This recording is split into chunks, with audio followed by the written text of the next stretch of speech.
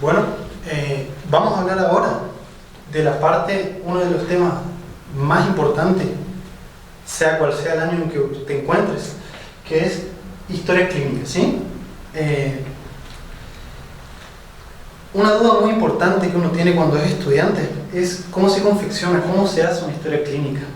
Y uno suele sufrir mucho bullying intelectual de nuestros estudiantes superiores, de la gente que está en otros años, justamente porque no la sabemos hacer, ¿sí? Todos pasamos por eso.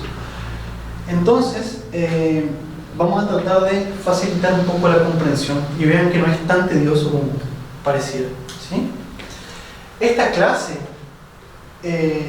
es sobre historia clínica, pero tengan en cuenta que es sobre la historia clínica del paciente internado en el hospital, ¿tá? No es la historia clínica del paciente en el consultorio, ¿tá? De nuevo, es la historia clínica del paciente que está internado, ¿tá? Eso es muy importante, ¿sí? Otra cosa, esta clase es la parte teórica de la historia clínica, ¿sí? Va a haber después otra clase sobre la parte más práctica, digamos. ¿Estamos?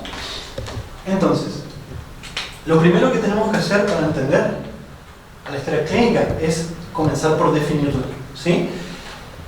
Ahí vamos con la primera palabra clave. ¿Qué es una historia clínica? ¿Ah? La historia clínica es un documento, ¿sí? Esto es muy importante, ¿tá? Es un documento, ¿sí? En este documento nosotros vamos a registrar toda la información relevante de nuestro paciente. ¿Estamos? Este documento es muy importante porque tiene, obviamente, un valor médico, ¿sí? A partir de nuestro registro acá vamos a formular diferentes hipótesis diagnósticas, vamos a evaluar cómo lo manejamos, etc. ¿Tá? Por otro lado, también tiene un valor científico muy importante. Tiene un valor científico muy importante, ¿sí? ¿Por qué? Porque todo lo que nosotros escribamos en la historia clínica puede llegar a ser usado para mejorar la forma en que comprendemos a las enfermedades, ¿sí? También tiene un valor legal importante, ¿sí? Valor legal importante. Todo lo que nosotros registremos en la historia clínica, chicos, puede ser usado como testimonio, ya sea a nuestro favor o también en contra nuestra. ¿Estamos? Los juicios de malas praxis sobre todo, ¿sí? La historia clínica también tiene un valor humano importante, porque acá se ve reflejado la relación entre el médico y el paciente, ¿sí? Y por último, se puede decir que la historia clínica también tiene un valor económico. ¿Estamos? ¿Por qué? Todo lo que nosotros hagamos con el paciente dentro del hospital tiene un costo. ¿Y por qué es importante? Porque ese costo, en el caso de los hospitales públicos, ¿no es cierto?, sale de nuestro bolsillo a través de los impuestos. ¿Estamos? Esto solamente para introducir el tema. La primera parte de una historia clínica, y en la práctica podemos decir que la primera hoja de la historia clínica es la anamnesis. ¿Sí? Digo hoja porque la historia clínica es prácticamente un conjunto de hojas donde nosotros vamos a estar registrando un montón de informaciones, ¿sí? En el sentido práctico. ¿Ah? Después de la anamnesis viene la exploración física. Después viene el resumen semiológico. Resumen semiológico.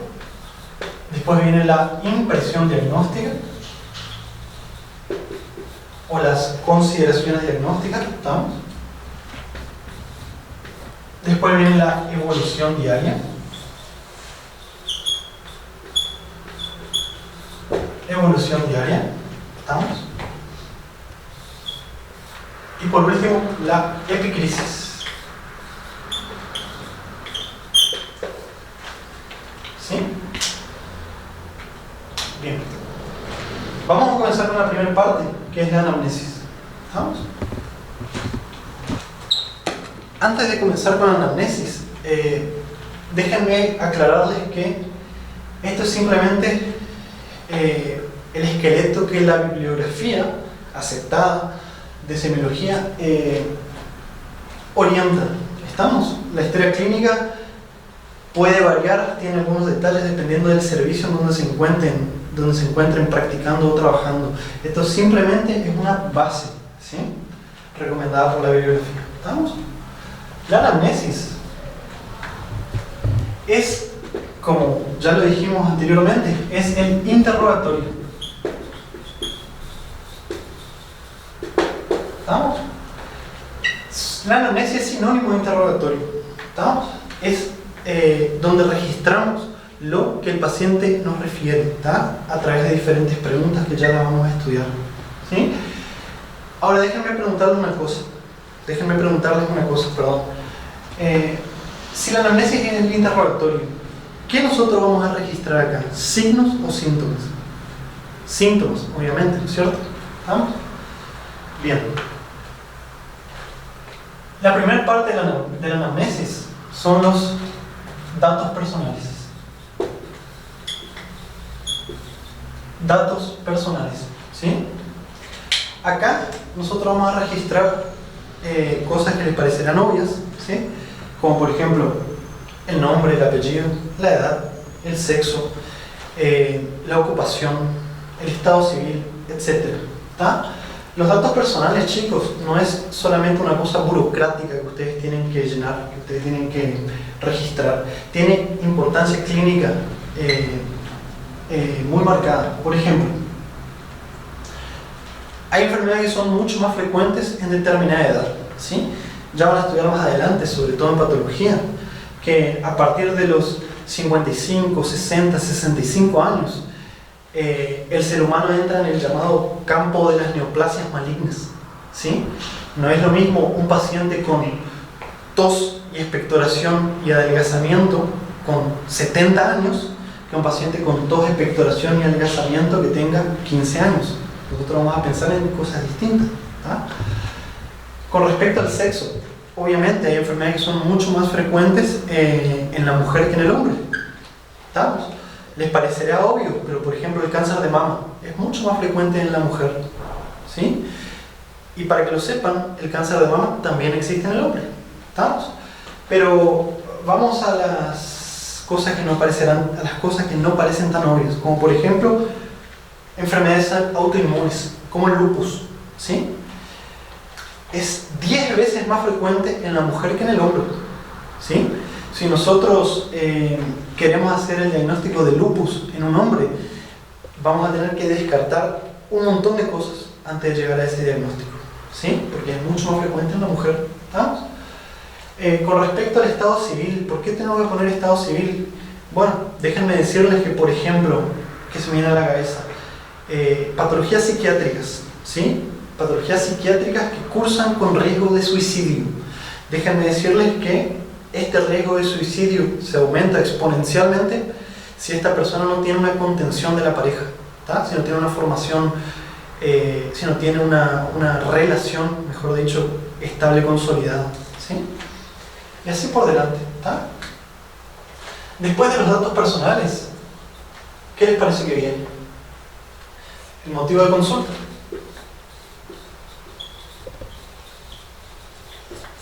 Y vamos a detenernos un poco más en esta parte de la historia clínica, ¿sí? ¿Cómo se hace un motivo de consulta? Una duda que todos tuvimos en algún momento, ¿no? El motivo de consulta, chicos, que también en algunos casos, ¿sí?, es motivo de internación. No siempre registramos un motivo de consulta en esta parte, ¿sí? Hay veces que registramos un motivo de internación, ¿tá? Pero comencemos por acá. El motivo de consulta, ¿qué es? En palabras simples, es la queja principal del paciente, ¿sí? Es la queja principal del paciente. ¿Estamos? Cuando un paciente viene a nuestro consultorio, ¿sí?, el paciente se va a quejar, o el paciente nos va a referir un montón de cosas, ¿tá? Nosotros tenemos que tener la habilidad intelectual para poder, de todo eso que nos dice, tomar solamente una cosa y registrar eso como queja principal, ¿sí? Entonces, después que el paciente nos cuenta sus problemas y por qué vino a la guardia o a la consulta, nosotros le vamos a preguntar, está bien, pero ¿qué fue lo que más le preocupó? ¿Qué fue lo que más le molestó? ¿Por qué usted vino hoy? De todo eso que usted me contó, ¿qué lo trajo acá hoy? ¿Estamos? Y el paciente nos va a decir, y bueno, porque me dolía el pecho, porque tenía dolor en el pecho, porque tenía falta de aire, ¿sí? Fíjense cómo yo estoy hablando, estoy usando palabras que usan los pacientes, ¿tá? Eso es una cosa muy importante. El motivo de consulta hay que tratar de ponerlos con tal cual como lo prefiere el paciente, ¿sí? Con las palabras del paciente, ¿tá? Ahora, déjenme aclararles una cosa que causa mucha confusión cuando uno está empezando sus prácticas, ¿sí? Vamos a detenernos acá un poco. Hay veces que, por ejemplo, el paciente viene y nos relata que tiene, por ejemplo, y es muy común escuchar eso, ¿sí? Vengo porque creo que tengo apéndice, ¿sí? O vengo porque creo que tengo vesícula, o vengo porque estoy empachado, ¿sí?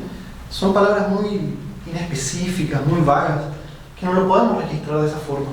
Entonces ahí nosotros tenemos que tener la habilidad intelectual para intentar traducirlo en algo que sea más claro, ¿sí? Si el paciente dice, por ejemplo, creo que tengo apéndice, o creo que estoy empachado, o alguna cosa así, le preguntamos, bueno, pero ¿por qué usted cree que tiene eso? ¿Sí? ¿Por qué usted cree que tiene apéndice? Y ahí nos va a decir, y bueno, porque me duele, ¿sí? Dolor abdominal, por ejemplo. ¿Estamos? Entonces, queja principal o palabras del paciente. Recuerden que acá yo puse que hay veces que el motivo de consulta, que yo había dicho que en esta sección de la historia clínica no podemos poner el motivo de consulta, tenemos que poner el motivo de internación. ¿Por qué? Porque muchas veces el paciente se interna no por una queja específica, se interna, por ejemplo, para hacer un estudio diagnóstico o para hacer un tratamiento, ¿sí? Y ahí vamos a registrarlo como un motivo de internación. Por ejemplo, en este campo de la historia clínica vamos a poner motivo de internación, internación para realizar cateterismo cardíaco, o internación para cirugía programada de colecistectomía, ¿tá? Etcétera, ¿sí? Acá yo quiero hacer una excepción, y es lo que es realmente una excepción, ¿sí? Yo les dije que en la parte de la anamnesis, de manera general, hay que escribir los síntomas, ¿sí?, del paciente. Pero acá hay una excepción. Hay veces que el paciente consulta por mareos, ¿sí? Pero nosotros lo internamos por un hallazgo, una exploración física, ¿sí? O por un resultado de laboratorio. Por ejemplo, el paciente tiene mareos y nosotros encontramos que el paciente tiene 700 de glucemia, ¿sí? En ese caso, nosotros podemos registrar el motivo de consulta, pero abajo tenemos que registrar el signo laboratorial, que es hiperglucemia, 700 de glucemia, ¿sí? Y vamos a registrarlo como motivo de internación.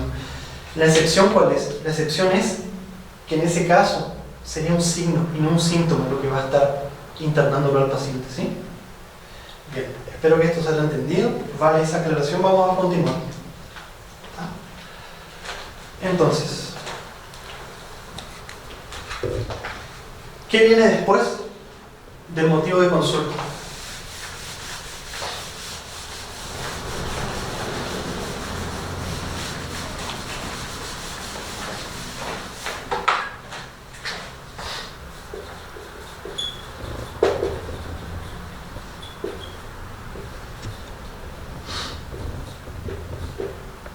Entonces, datos personales, motivo de consultas.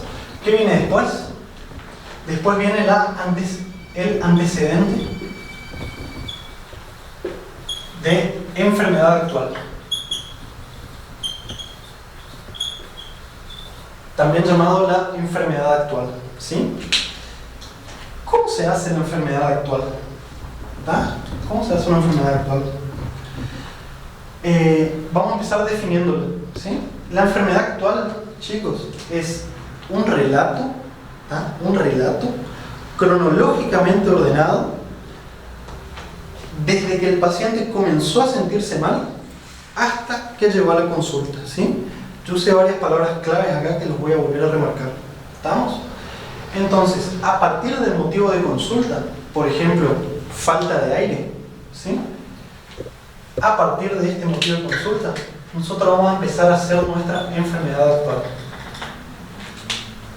¿Estamos? A partir de la falta de aire del paciente, por ejemplo, vamos a tratar de ordenar esa historia, ¿sí? Entonces, ¿cómo se hace un antecedente de enfermedad actual?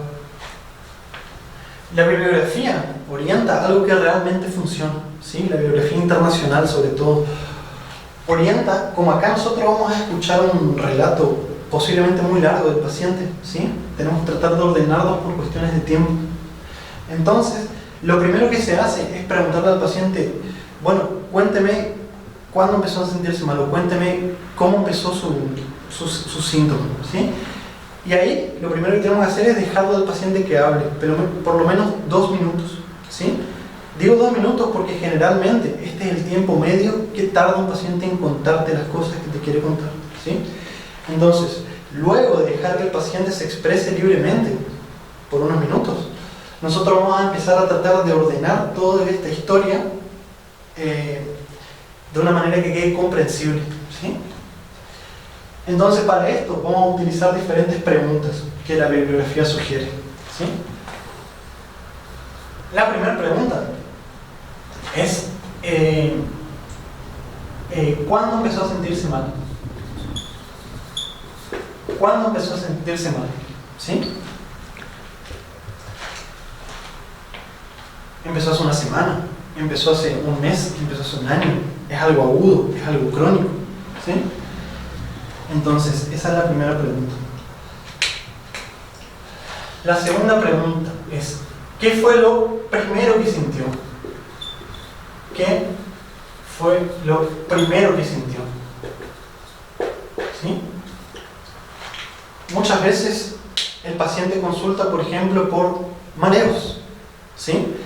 Pero en realidad antes ya había sentido alguna cosa.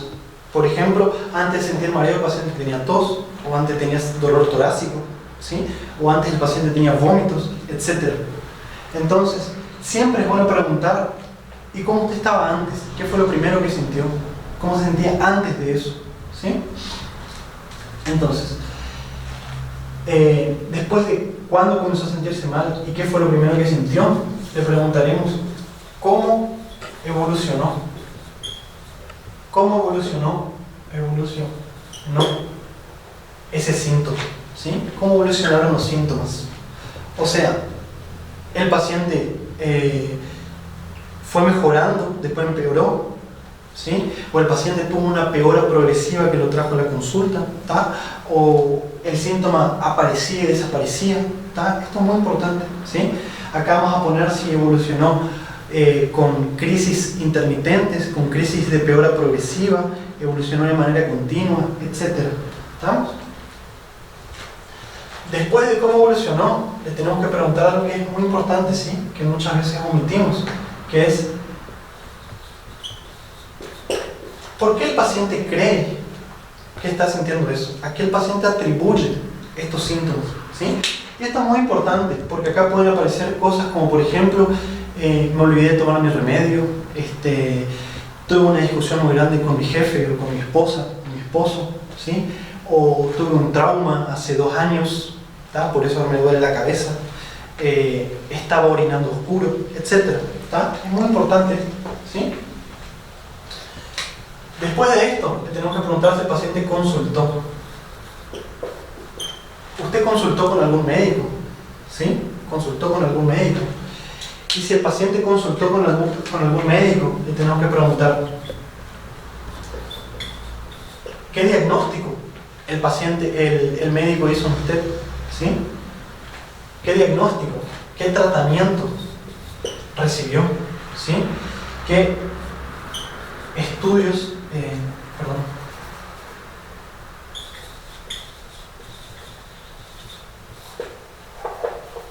qué estudios complementarios fueron solicitados y qué apareció en esos estudios. ¿Está? Eso es muy importante, chicos. ¿Está?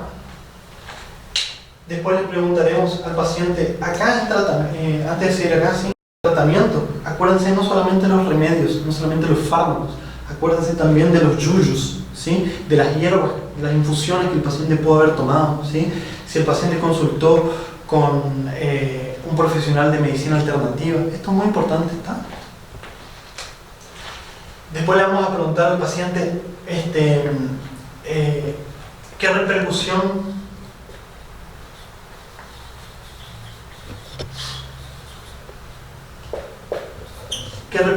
tuvo esto en su vida. ¿Estamos?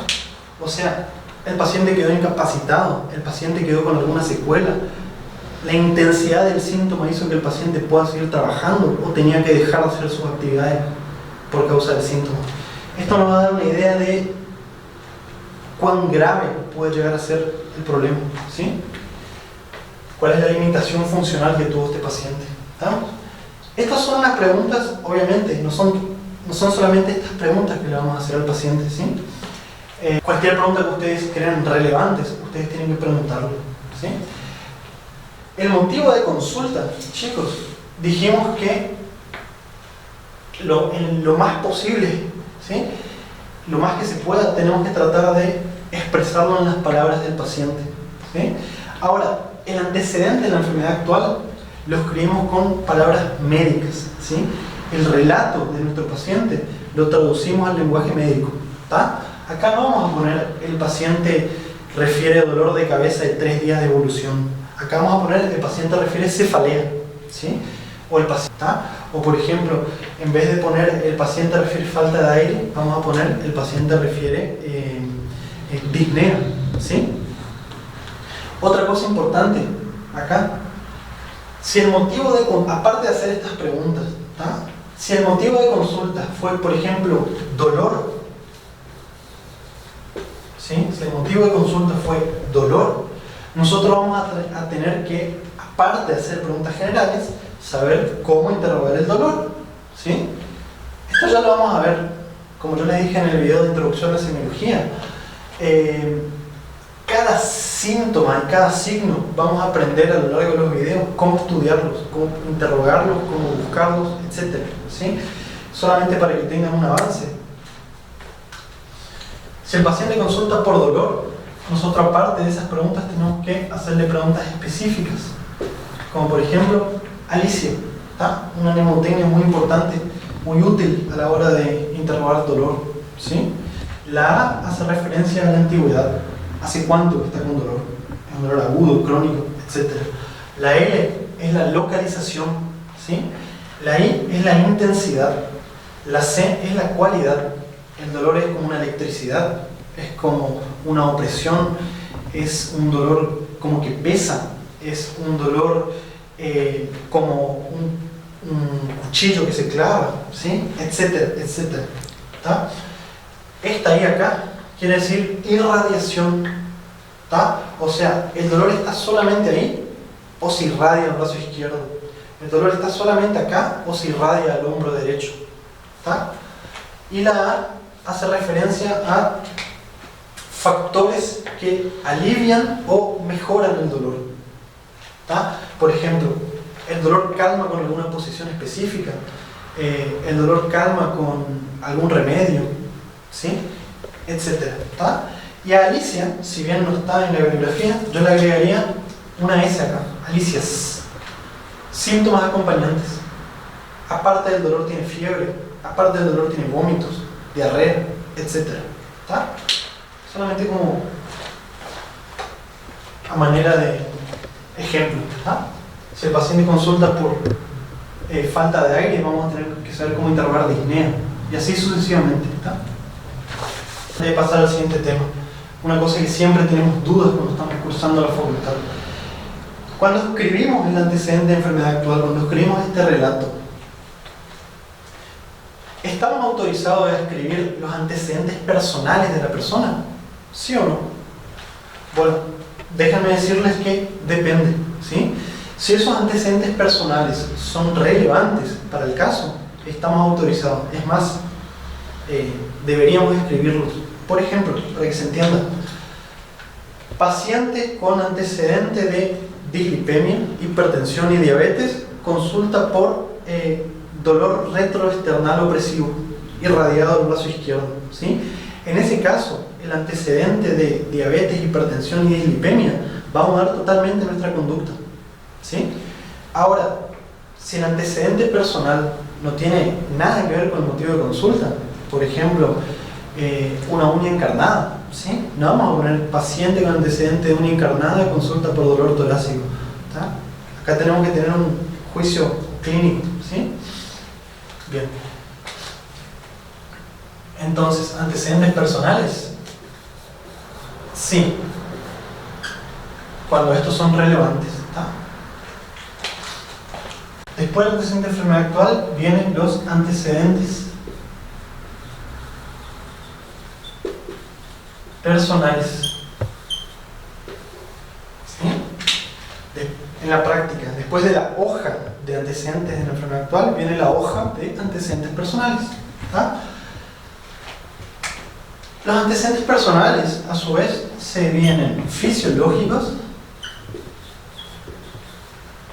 patológicos,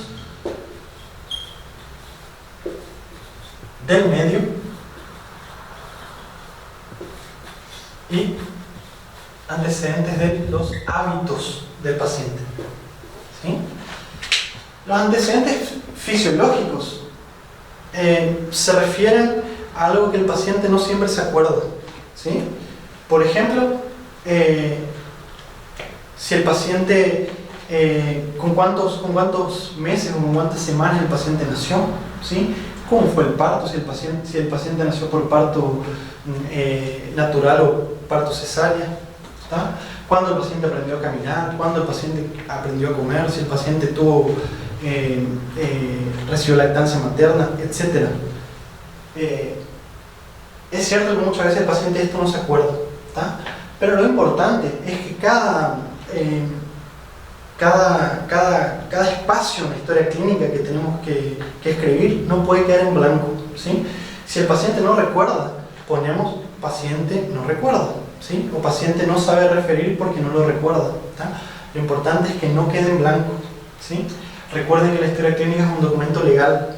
Lo que quedó en blanco en un juicio puede ser interpretado de varias formas que los pueden complicar, ¿sí? Entonces, antecedentes patológicos. Estos antecedentes, el paciente sí lo recuerda con mucha frecuencia, ¿tá?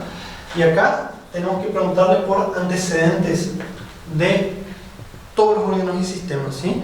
El paciente tiene antecedentes de una enfermedad cardiovascular o de una enfermedad respiratoria, ¿sí?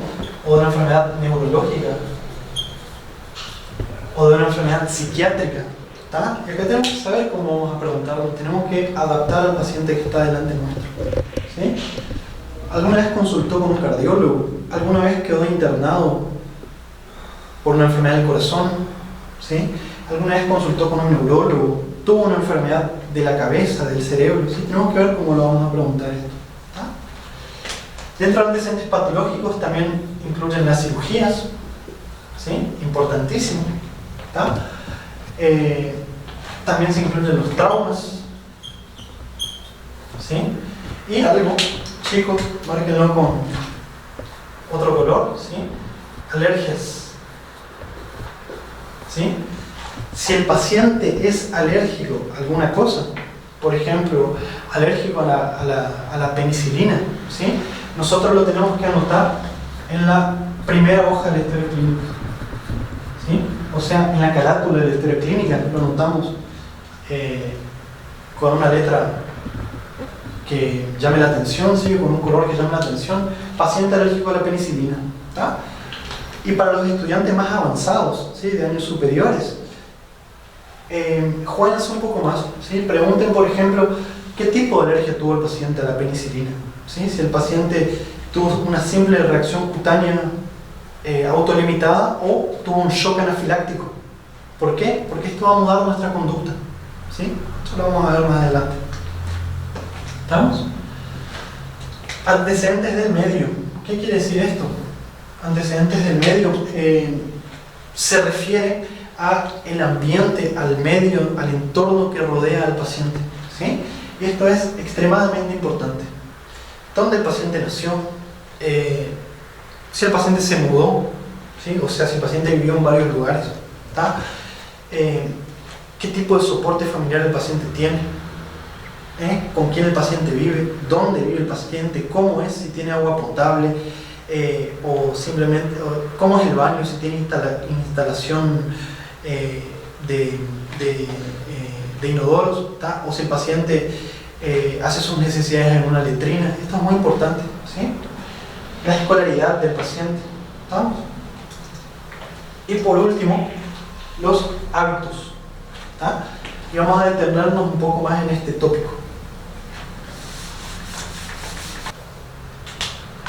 Con respecto a los hábitos del paciente, tenemos que interrogarlo.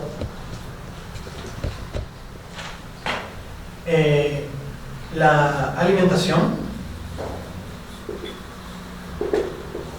¿sí? La alimentación nosotros vamos a interrogar por la calidad y la cantidad, ¿sí? Calidad, cantidad, para los que no entienden la letra. La calidad se refiere a si el paciente tiene una alimentación basada solamente en vegetales, por ejemplo, ¿sí? O si el paciente tiene una alimentación más variada, ¿sí? Si come de todo, ¿tá? Si el paciente tiene una alimentación variada, la vamos a registrar como mixta. Si el paciente come solamente verduras o vegetales, lo vamos a registrar como paciente vegetariano, etc. Ahora, con respecto a la cantidad, ¿sí? Vamos a empezar a hablar con un lenguaje un poco más técnico. Si el paciente refiere que la cantidad que le está comiendo es normal, nosotros lo vamos a registrar con la palabra normal, porque normal se puede interpretar de diferentes formas, ¿tá? Les pueden preguntar, ¿tá? ¿Pero qué es normal? ¿Sí? Si el paciente refiere que no tuvo cambios en su patrón de alimentación con respecto a la cantidad, vamos a poner cantidad, alimentación con cantidad conservada, por ejemplo, ¿sí? Pero si el paciente dice que hubo un cambio en la cantidad de comida que le está ingiriendo, podemos tener dos variaciones. Cuando la cantidad aumenta, tenemos lo que se llama hiperfagia, hiperorexia.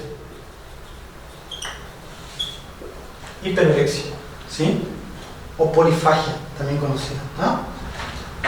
La hiperorexia es característico de enfermedades como, por ejemplo, la diabetes, ¿sí?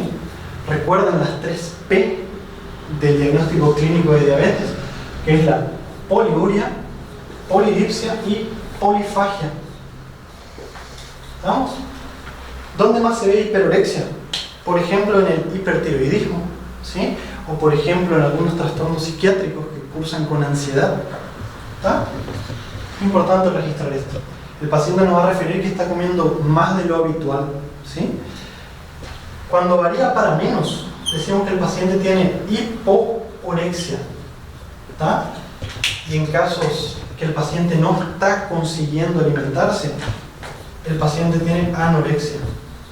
Cuando nos refiere que no come nada, que no está consiguiendo alimentarse, ¿sí? Pero cuando el paciente dice que está comiendo menos que antes, lo interpretamos como una hiporexia. ¿Dónde se ve? ¿En qué patología se ve hiporexia? Por ejemplo, en patologías febriles, ¿sí? Agudas. Cualquier persona que tenga una gripe, ¿sí? O una faringitis bacteriana nos va a referir hiperorexia. Pero márquenlo con rojo porque se pregunta muchísimo, ¿sí? La hiporexia es parte de aquellas enfermedades o síndromes debilitantes crónicos, como por ejemplo la tuberculosis, ¿sí? Cáncer, ¿estamos? La insuficiencia cardíaca, ¿sí? Estos pacientes en estadios muy avanzados que cursan con hiporexia, ya casi anorexia, digamos, se los ve con un signo clínico muy importante que es la caquexia, que es el paciente con atrofia, una atrofia cutánea y del tejido celular subcutáneo muy importante, ¿sí? Caquexia, ya lo vamos a estudiar. ¿Estamos? Bien. Después de interrogar por la alimentación,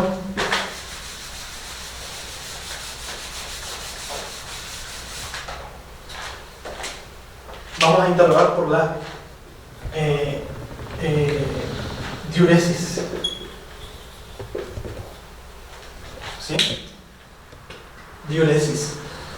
¿Qué es la diuresis? La diuresis es cómo el paciente, en la práctica, ¿no es cierto?, cómo el paciente está orinando, cuál es la frecuencia con la que el paciente orina, si el paciente tuvo algún cambio con respecto al patrón de su diuresis. ¿Sí? Y acá tenemos algunas definiciones importantes. Cuando el paciente les refiere que no tiene ninguna alteración, ¿sí?, ni de la cantidad ni del color, decimos que la diuresis está conservada. ¿Estamos? Ahora, cuando el paciente tiene un aumento de la cantidad de orina por día, decimos que el paciente tiene una poliuria. ¿Sí? Típico de enfermedades como por ejemplo la diabetes, las varices de miembros inferiores, la insuficiencia cardíaca. ¿Estamos? Pueden cursar con poliuria. De manera teórica, si alguien les pregunta, poliuria se considera cuando el paciente orina más de 3 litros por día. ¿Estamos? Según la bibliografía. Pero esto varía muchísimo dependiendo de la cantidad de agua que el paciente tome, ¿sí? Poliuria, oliguria. La oliguria, en la práctica, ¿sí?, como un paciente nos refiere a oliguria, nos dice que el paciente nos dice que está orinando menos que antes. ¿Está? Acá el paciente orina más que antes, acá el paciente orina menos que antes. ¿Sí?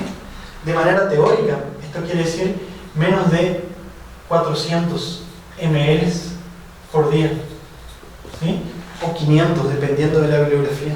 ¿Estamos? Y en el polo más grave tenemos la anuria.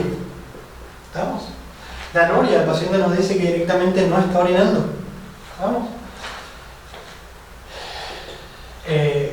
En la teoría es menos de 200 ml por día, o menos de 100, dependiendo de la bibliografía. ¿Estamos? Bien.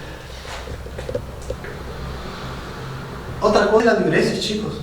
Tenemos que interrogar por la catarsis. ¿Sí? ¿Qué quiere decir catarsis en historia clínica?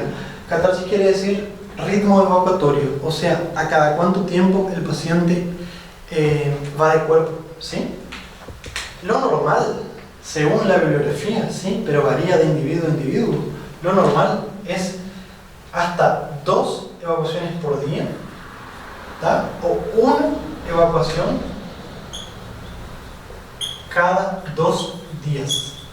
Esto es considerado normal, pero como ya les dije, varía de persona en persona. ¿Sí? Lo más importante acá es preguntarle si el paciente cree que está yendo de cuerpo igual que siempre o si hubo algún cambio. ¿Estamos? Esto es extremadamente importante. ¿Sí? Y me voy a tomar... Entonces, les estaba diciendo que es muy importante interrogar no solamente por la cantidad de veces que el paciente está yendo de cuerpo, sino si el paciente considera esto normal o no.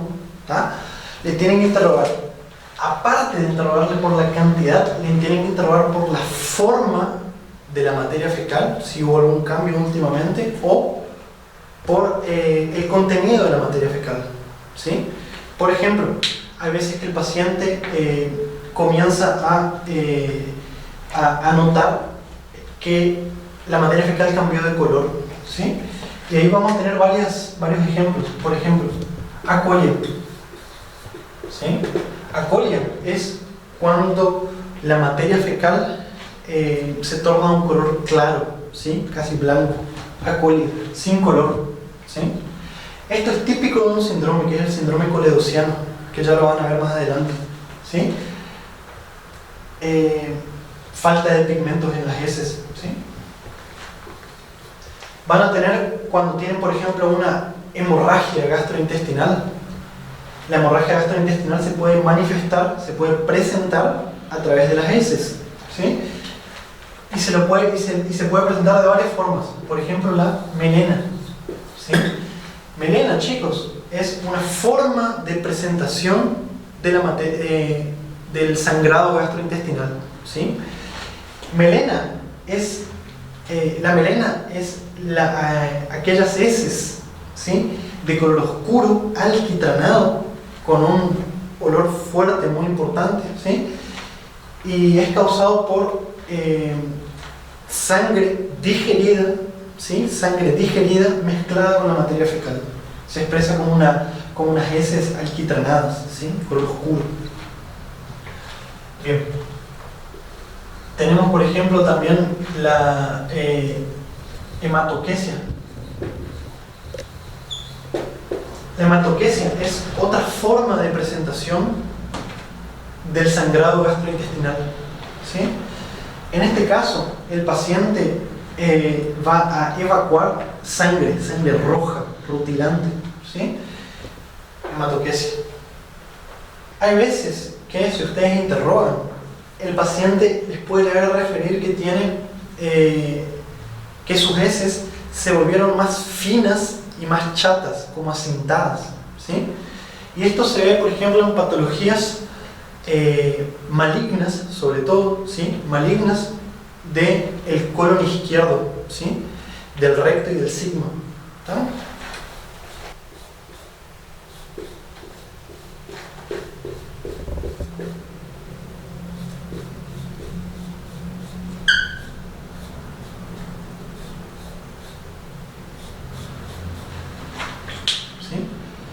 Esto que está acá es el marco colónico, ¿sí? El colon, el intestino grueso. Esto que está acá sería el sigma, ¿sí? Ustedes saben, chicos, que la porción derecha del colon, ¿sí? La porción derecha del colon contiene heces líquidas, ¿tá? Ahora, esta porción del colon, acá, el colon descendente y sobre todo el sigma y el recto, ya comienza a contener heces formes, o sea, acá ya las heces se reabsorben, ¿sí? Recuerden fisiología, ¿tá?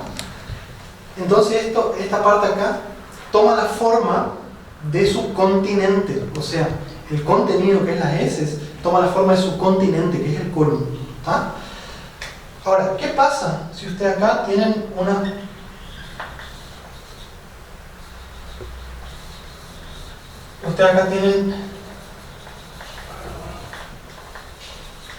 una masa, una tumulación creciendo desde la pared del colon hacia la luz, ¿sí? Por ejemplo, un cáncer de colon, ¿tá? Va a llegar un punto, chicos, vamos a dibujarlo así más grande acá, ¿tá?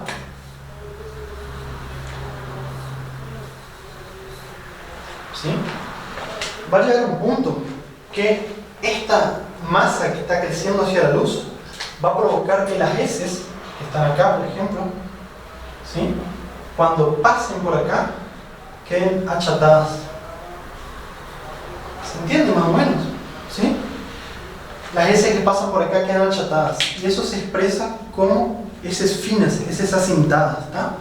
Típico de patologías obstructivas del cáncer. En estos casos, sobre todo si el paciente es un paciente añoso, sí o sí tenemos que descartar cáncer, patología maligna, ¿tá? Bien.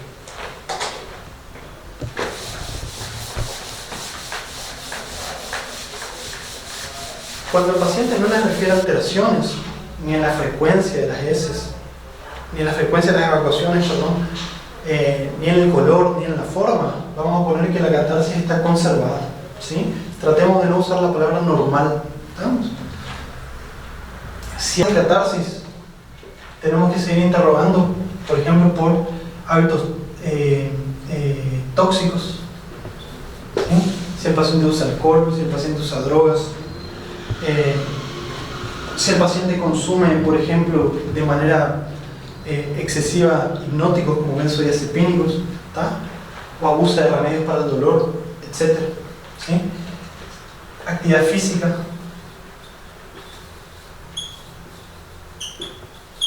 ¿Sí? Si el paciente, actividad física, si el paciente es sedentario o si el paciente tiene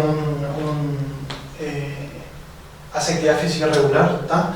Otra cosa que tenemos que interrogar acá es los hábitos sexuales. ¿Sí? Si el paciente tiene promiscuidad sexual, si el paciente usa anticonceptivos, si el paciente usa preservativos. ¿Sí? Son todas cosas muy importantes, parecen obvias, pero que siempre nos olvidamos de preguntar. ¿Tá? Bien. Hasta ahora dijimos entonces que la anamnesis, ¿sí? Nuestro interrogatorio, que estaba formado por los datos personales, el motivo de consulta, el antecedente de enfermedad actual,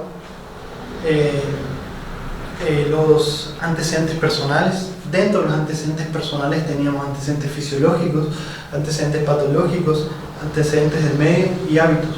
¿Sí? ¿Qué viene después? Que sería la última parte de nuestra anamnesis. ¿Sí? Los antecedentes familiares.